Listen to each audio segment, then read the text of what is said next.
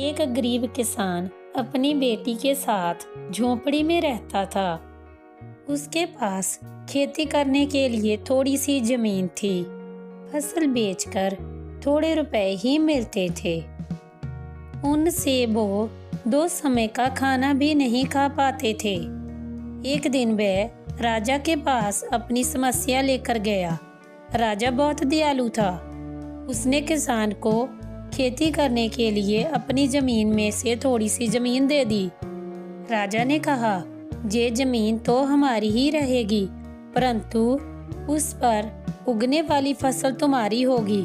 किसान बहुत खुश हुआ और राजा को धन्यवाद देकर अपने गांव लौट गया। एक दिन वह खेत की जुताई कर रहा था, तभी उसका हल एक कठोर चीज से जा टकराया। उसने खोद कर देखा तो उससे सोने की एक ओखली मिली। किसान बहुत ईमानदार था।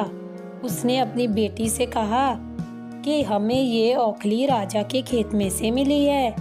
जिसकी ज़मीन है उसी की ये ओखली भी है, इसलिए हमें ये ओखली राजा को लौटा देनी चाहिए। लेकिन किसान की बेटी बोली कि नहीं पिताजी, आप ऐसा ना करें। आपको केवल ओखली ही नहीं मिली है, अगर राजा ने आपसे इसकी सोने की मूसली भी मांग ली तो आप क्या करेंगे? इसलिए आप इस ओखली को अपने पास ही रख लीजिए। परंतु किसान को अपनी बेटी की बात ये अच्छी नहीं लगी। वह राजा के पास ओखली लेकर जा पहुंचा। दरबार में वैसा ही हुआ जैसा कि उसकी बेटी ने कहा था। राजा ने सोचा कि किसान ने लालच में आकर मूसली अपने पास रख ली है। बेचारा किसान राजा को सोने की मूसल कहाँ से लाकर देता।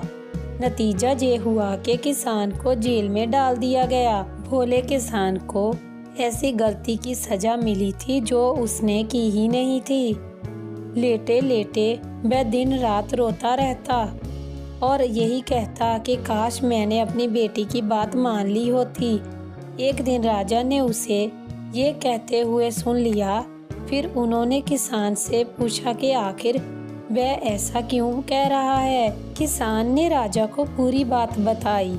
ये सुनकर राजा को अपनी गलती का एहसास हुआ और किसान को फौरन छोड़ दिया गया। उसकी बेटी को राजा ने अपने दरबार में बुलाया।